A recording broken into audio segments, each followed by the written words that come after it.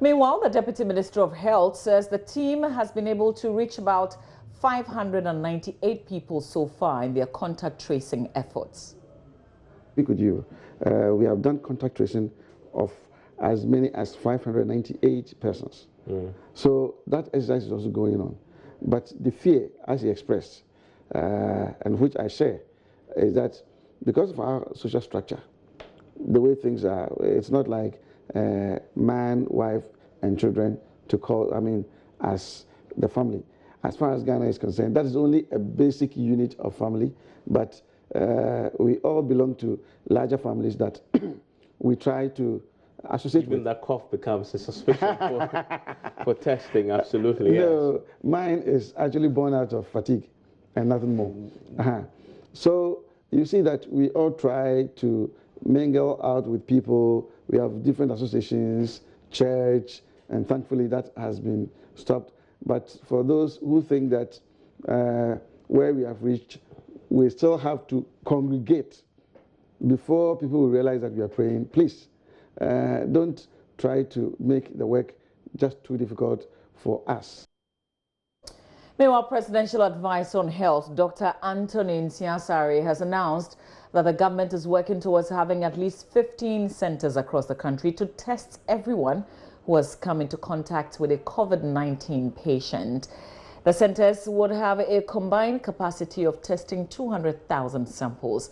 At present, tests are conducted at the Noguchi Memorial Institute for Medical Research in the Greater Accra region and the Kumasi Center for Collaborative Research in the Ashanti region. Addressing a sensitization program on COVID-19 for senior journalists in Accra under the auspices of the Ghana Journalists Association, Dr. Nsiasare said some ACR machines in some of the health facilities would be calibrated for testing the virus.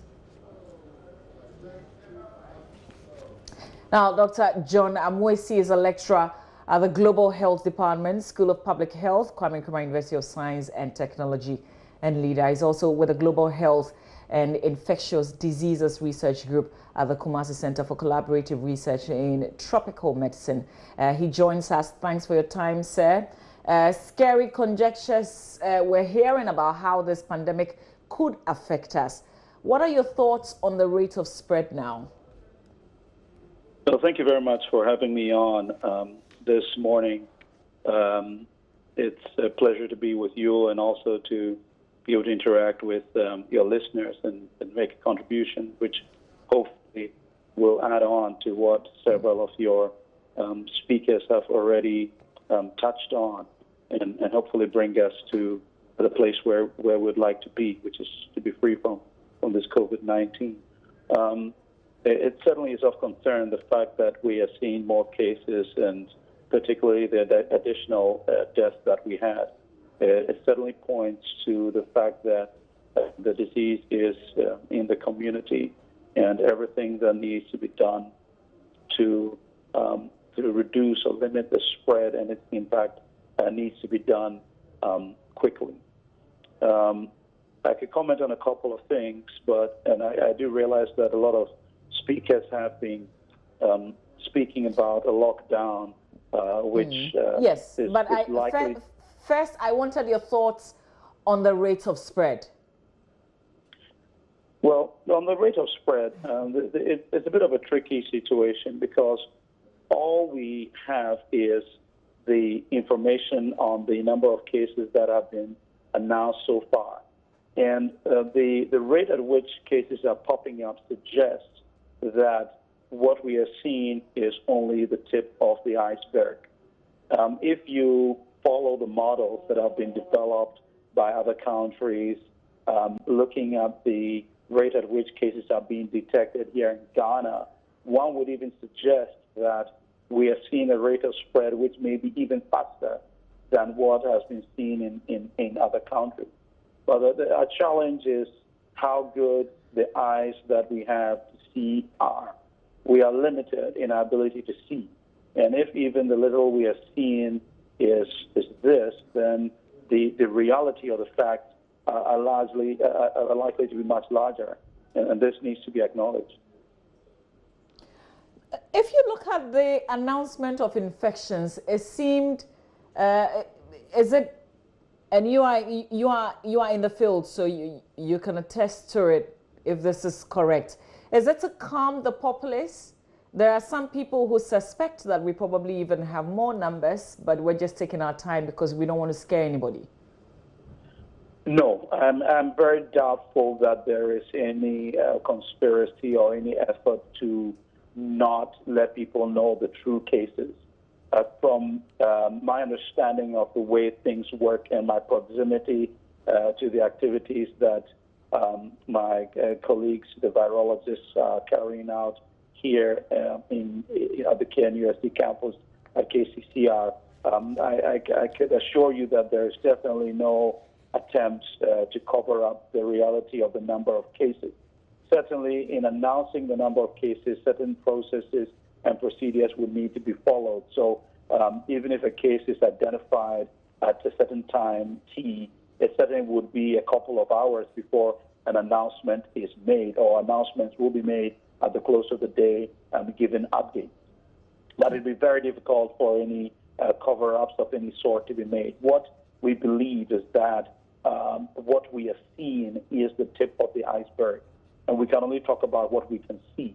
But what we cannot see, we can only speculate, not just empty speculation, but based on what we've seen going on around the world, and also scientific knowledge about the way diseases spread and our ability to even crudely model it based on the way in which our society interacts.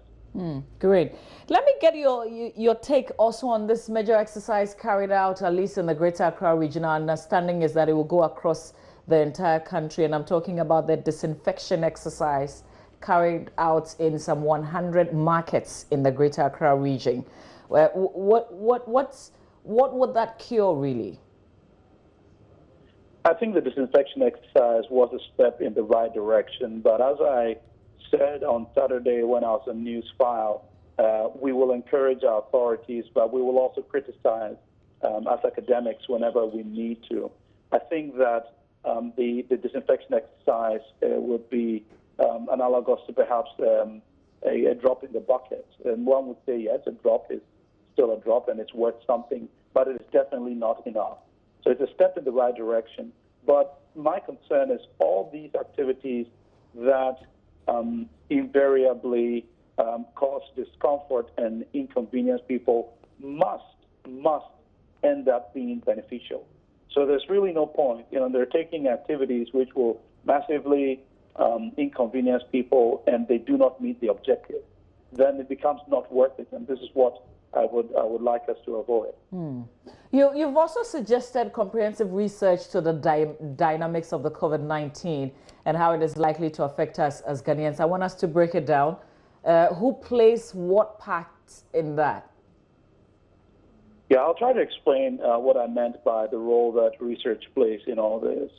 Research is meant to provide knowledge and information so that those who have the power and the responsibility to develop policy and enforce regulations can do this with a clear sense of understanding and objectives regarding what they want to achieve.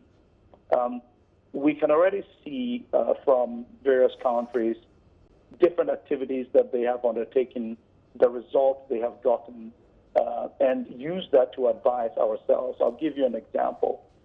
We already see that Hong Kong is thinking of, or actually will be moving into another phase of lockdown. The reason being because they embarked on a lockdown exercise, did massive testing across the board, and they realized a very dramatic decline in the rate of spread of new cases that were being seen, and thereby mortality as well. However, they relaxed this a little bit too early, and we're beginning to see a rebound, and so they're going back again. So this already tells you that the period of a lockdown is very, very critical.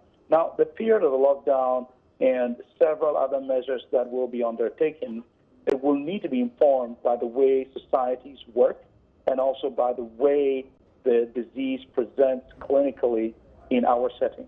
I mentioned that we're only beginning to see a large number of cases in Africa, even by the day. I mean, they're accumulating across the continent. And until we systematically collect information on the rate of spread in our subcontinent, the clinical presentation of the disease. Already we have information, not from Africa at least, but from Europe, suggesting that one of the first signs of the disease is the loss of smell. Now, how can you know this unless we're very systematically collecting information? So what we as researchers are asking for is for very strong and close partnership with the Ministry of Health and with the Ghana Health Service. And we are already on to this. So far, the cooperation has been great. Some of us researchers have already submitted protocols which are being looked at by the necessary ethics committee to ensure that these are done in the right way. Okay. Once we get the feedback, we will be able to launch research. But the challenge in conducting research in here is that research is viewed as something extraneous to the clinical care and to the prevention and control efforts, but really it is not. It's an important integral part of it, especially for a disease like this for which we know so little. So we literally have to learn on the go. So we'll have to be changing and tweaking things as we move along. And unless we are collecting information, that may not necessarily inure to the benefit of the specific individual who is down with the disease, or the specific individuals in the community who we go to and ask questions, or the health workers to whom we pose certain questions. Unless we realize that this information may not be immediately beneficial for them, but would be very important to collect, aggregate, and inform policy, we will have difficulties. Great. And this is a challenge that is faced not only in the African subcontinent, but across the world, integrating the research with the clinical care and the control and prevention efforts. Okay, so do I get the understanding that we're trying to do the research with the numbers that we've recorded? So far, no, because there has been, there has been no approval of research to go on. However, I must mention that there is some systematic data being collected, but it is not being used for research purposes. It is just meant to provide the direct clinical care for the patient and also to inform the contact tracing activities. But beyond this data being collected, what I'm talking about is data that goes beyond the care for the individual and for contact tracing. Yeah, I do get that, but I do get that, Doc. I was hoping that at least with the cases that we've recorded, if we can begin to analyze it and see, where that is also going. But, just before we continue with this conversation, there's a person joining us who is in, not self-quarantine, this is compulsory quarantine. He's been listening into our conversation. Just want to engage him briefly, and then I'll come back to you so we can wrap up with this conversation. But this person is actually a pharmacist. He says he's calm in quarantine, though not very convenient. So thank you very much for joining us. We've been keeping you company. Otherwise, tell us what you've been doing. Thank you very much for the opportunity. I think basically I've not been doing anything really, just in the hotel room. They bring food. In the morning, you go and check your temperature at the health post. And when you need something, you call the reception for them to deliver it for you. Movement has been restricted at this place. We are not allowed to move about. In fact, there is security present, both police and military. So when you move about, they'll politely tell you to go back to your room, unless you are going to the health post to check your temperature or your other vitals. But most people are just confined to the comfort of their rooms. And then if you have TV, you watch. If you have Netflix or YouTube, you just stay in your room and then do so and wait for meals to be brought into the room. So that's what we've been doing here, or that's what I've been doing here. Great. So how many days into this quarantine? Well, I was brought here Saturday evening. My flight arrived in Ghana at 8 p.m. We had to wait at the airport. I think we were the first batch, so we waited a while. So I was brought here around 12 midnight on Saturday. So I've been here for, let me say, 2 days or 2 nights. How long are you going to be in the hotel for? We have not been, there is no communication as to how long we are going to stay here. I keep asking the health personnel who come around. They seem not to have the information. We ask the health personnel at the airport and also the immigration officers. They also seem not to have the information.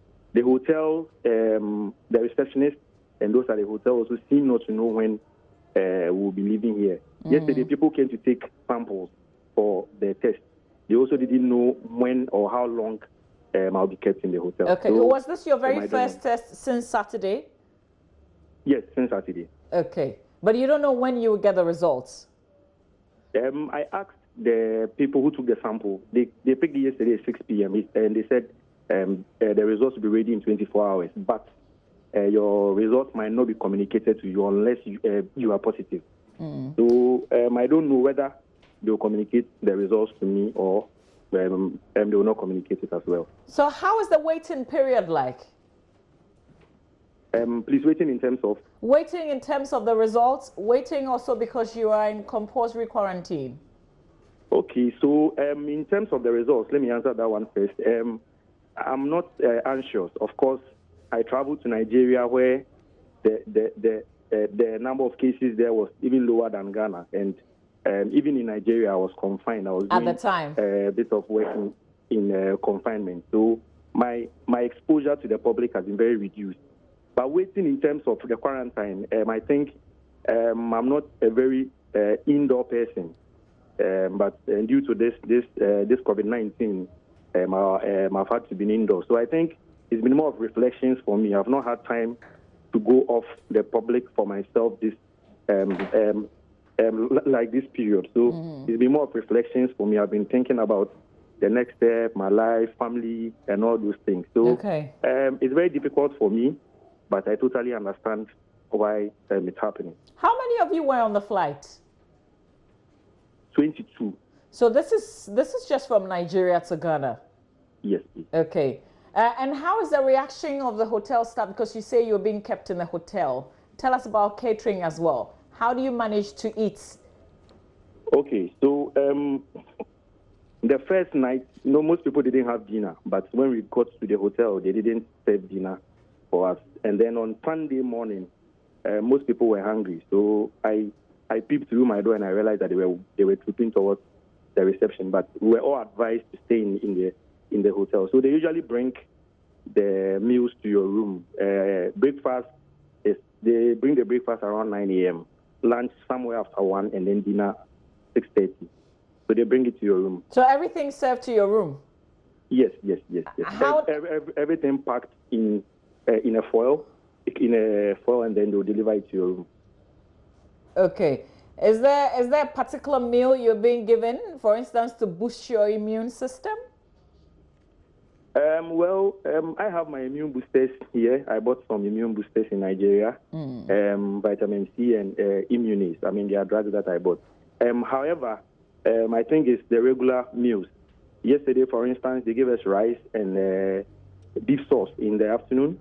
They gave us rice and then vegetable and then stew in the evening. And then in the morning, it was normal bread and then sausage and egg, boiled egg. So I don't, maybe on Sunday they gave us some fruit, but yesterday there was no fruit. But I realized that there's a conscious effort to increase the vegetable content in the meals.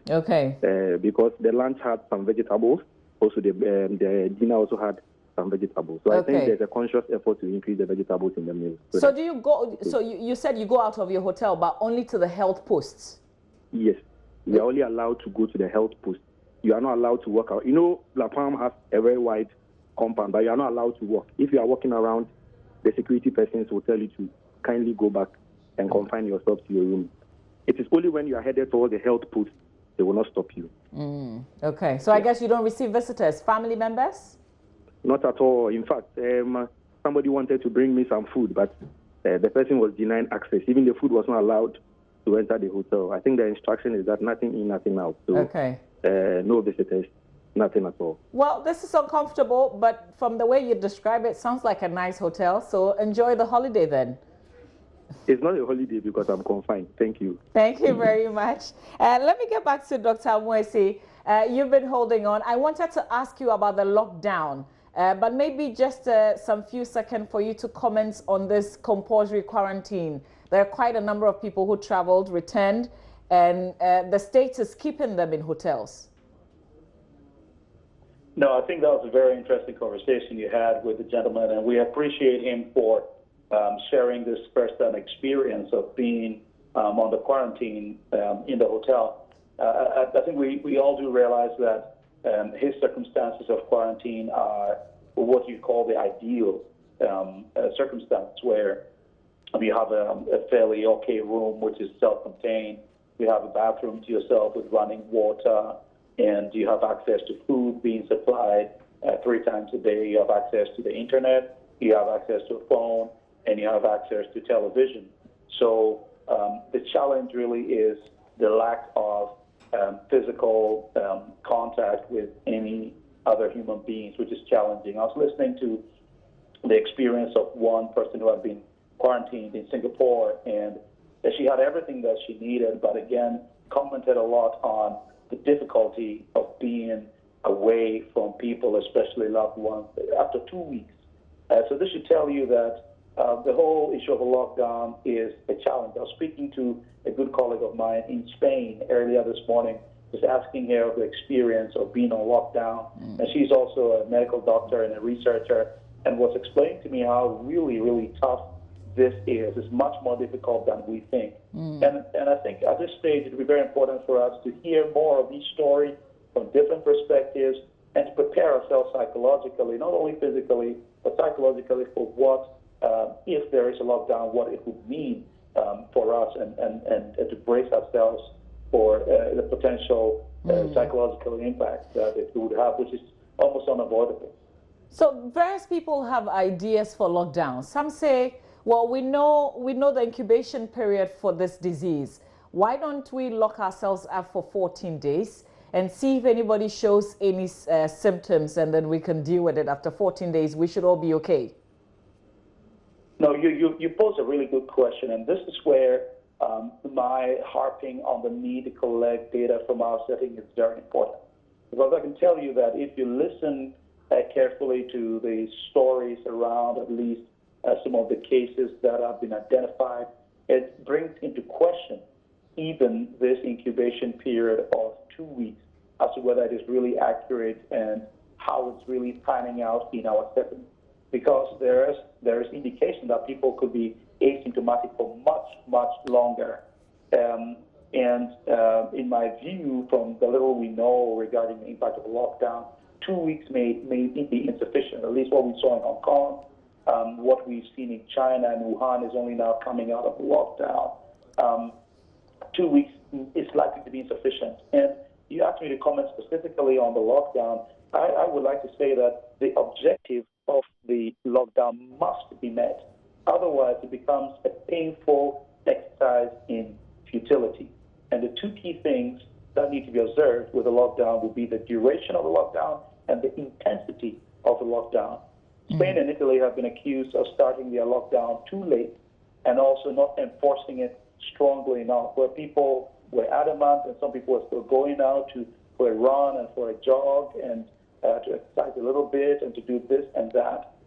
This will not work.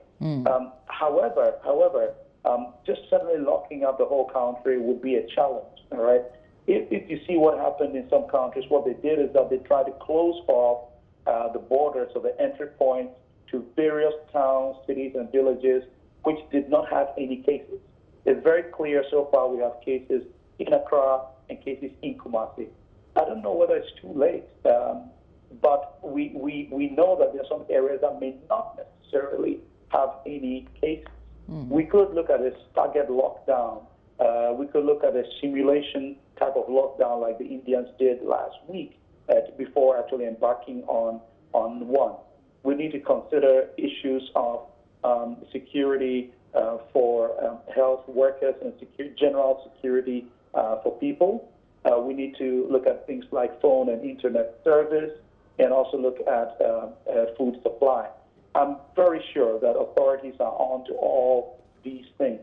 But beyond the lockdown is the fact that there will be very, very negative implications and impact of the lockdown. People will die because of the lockdown.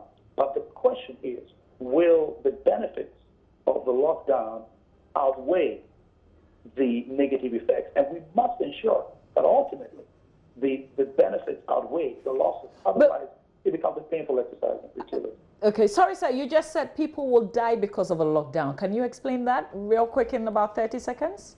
Yeah, and what's happening is people with comorbidities, people who need to be in the hospital, people who need to get their insulin supplies, people who would have a heart attack and need to be rushed to the hospital, people who would have maybe an accident and need to get some help, it will happen, okay? There will also be some people who are ill prepared for a lockdown, you know, who will not have enough food, who will not have enough supplies. And it will be a sad situation. There will be collateral damage, all right, which will lead to some loss of life. But the question is, will it be worth it? And we must make it worth it by doing two things, looking at the duration of the lockdown and the intensity of the lockdown. I thank you for your time, sir. Thank you for spending time with us. That's Dr. John Amoisi, who is a virologist and a researcher. Now, here's the Ghana outlook of the situation. So far, we've recorded 27 cases, and we have 2 deaths out of the total 27 cases that we've recorded. We've traced over 500 contacts of these persons so far, according to the Deputy Minister of Health, who appeared on PM Express last night. But globally, we have 383,944 still counting, and the deaths 16,595 still counting. The recovery, though, is remarkable. Over 101,000 of the recoveries. The World Health Organization has warned that the coronavirus disease pandemic is accelerating. Meanwhile, as you can see, we have over close to 400,000 cases now. It took 67 days from the first reported of COVID-19 to reach 100,000 cases, 11 days for the second 100,000, and just 4 days for the third 100,000. So that's the picture that it paints, really. It's certainly a very deadly disease.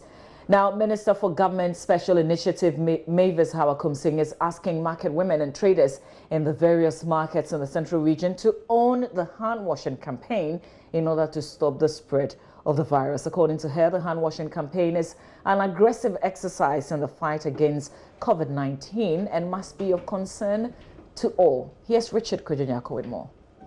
Dear President,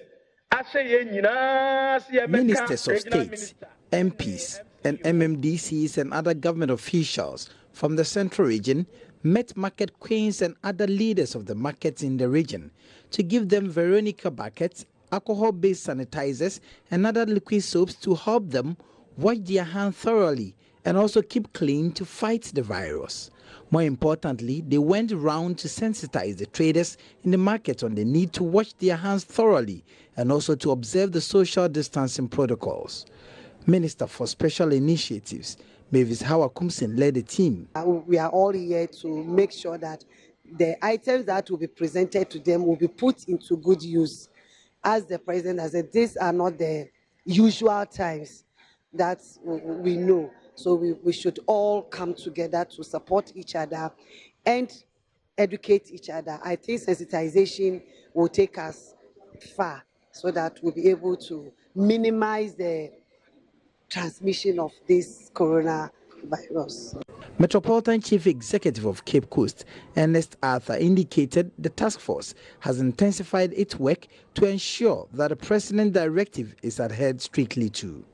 He, however, says they had difficulties initially at the beaches, but he assured the task force would step in to deal with the situation. Gradually, we are getting there, all thanks to the President and his team.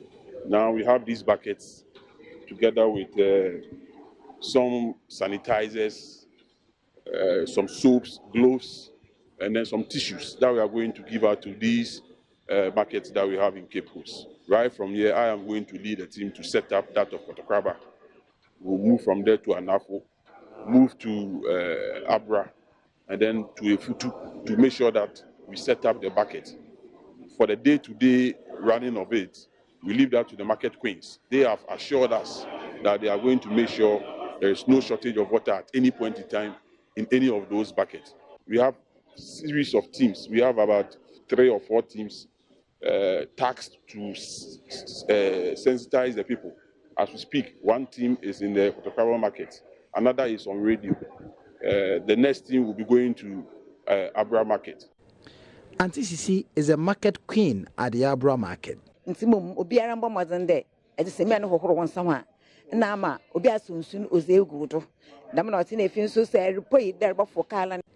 says the education given them by the Metro Assembly has been of immense help. Auntie Sisi assures they will go down to help educate the other traders and market women. They are going to teach them to wash their hands thoroughly under running water using the Veronica buckets. The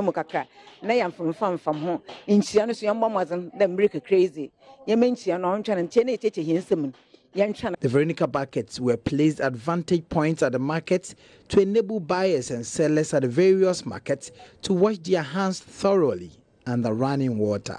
Richard Kwejenyako, Joy News, Cape Coast.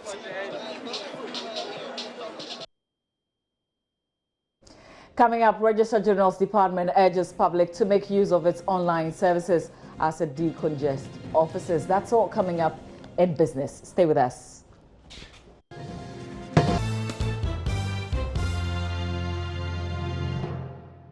Hi, good morning. Welcome to Business. My name is Darryl Kwao. The Registrar General's Department, as part of measures to contain the coronavirus, has urged the general public and clients to make use of the online services. This follows a directive issued by the head of civil services for staff of state institutions to put in place measures to decongest their offices. Here's a report.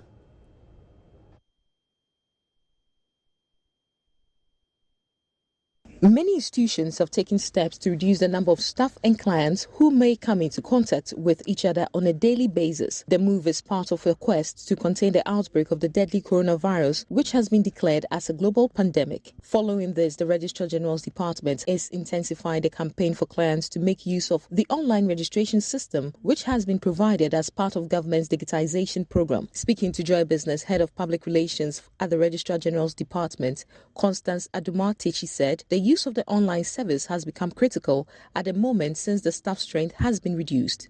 Use the online platforms if you have to do renewal or if you have to do new registration. You should use the online platform. The Office of Head of Civil Service on Friday also brought out a directive that we make provision for flexible working arrangements for staff. As a result, we have embarked on a rotational system. So even today, if we had worked, we're working with half of the staff strength. Half of the people are to go home for a week, and then when the other half returns, then the other half resumes. She also said the Registrar General's Department will be making an improvement on its payment systems to enhance transactions by next month. Yes, it can be done, even though we are working to improve on the payment system as we have currently. But we are not done yet. We're hoping that by April, when we are moved onto the GOG payment platform for all the service providers, we'll have a more robust payment platform, which will also ease the numbers that throng here. Would that include Momo or any other payment platform? Currently, yes, we are taking Momo as part of the online payment platform. Okay. But sometimes there are challenges with because it's been run by NITA, sometimes some of the payments do hang, but others too are able to get through. But it's because of those unforeseen challenges that we want to kind of strengthen the payment platform and then have it so that all these difficulties that some other clients do experience may be a thing of the past. Just want to create some level of convenience and comfort for them. Ebenezer Sabote's report for Joy Business. Now, Casa Preco is one of the companies that has heeded to the calls by President Kufuor to produce hand sanitizers amid the coronavirus outbreak. The beverage manufacturing company says its products will be cheaper than what's on the market. Charles Aite visited the production line and our reports. This production plant here at Casa Preco Limited has been solely reserved for the production of hand sanitizers. Watch closely. These hand sanitizers are not the jelly ones that we do know of, but these are purely liquid hand sanitizers, alcohol-based hand sanitizers. You can see the massive production going on here, and this is to ramp up the shortage that has hit the nation amid the coronavirus outbreak. We have been interacting with the CEO of Casapreco Limited on the reason behind these mass production and, of course, the prospects in terms of how best this could help mitigate the coronavirus outbreak. Casapreco decided to step in, halt spirits production, and produce hand sanitizers for the market to prove that local manufacturers can step in and support the government fight this virus. As you know, the coronavirus is a national concern, and certainly is going to affect businesses in the short term. But for us, certainly, if it does affect businesses in the long term, it's certainly going to affect our business big time.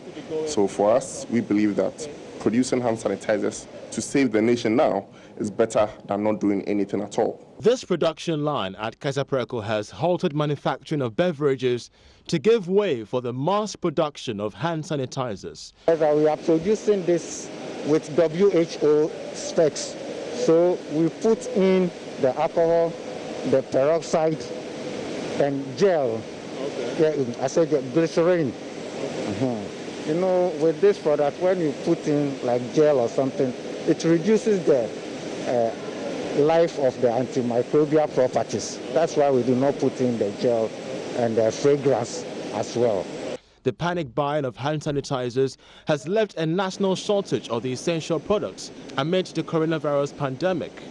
From pharmacies to retail outlets, these alcohol-based rubs are in high demand, leading to price fixing and profiteering. I caught up with the commercial director of Casapreco Limited in the person of Gerald Bonsu to help us understand how much of a regulation this particular product is going to undertake in the coming days. We are not looking at the profitability. What we are looking at is to make sure that everybody, every consumer of our product, or everybody that works with that, get onto these hand sanitizers so that, we can fight this virus coming up in this country. Distributors that we deal with, they know the value chain for the hand sanitizer. So we sell to them at a certain price. They are also going to sell at a certain price for them to make a small margin out of it. So, whoever they also sell to, they should also ensure that they tell them how to sell every bottle that they sell, so that we don't have people abusing the system by selling at high price to make more money. With 200,000 bottles of hand sanitizers produced by Casapreco Company Limited, managers are hopeful that this could even help in mitigating the transmission of the COVID-19 through basic hand hygiene, in mitigating the effects of the COVID-19 in the short to medium term. I'm Charles Aite for Joy Business. And that's it for business. There's more after this break.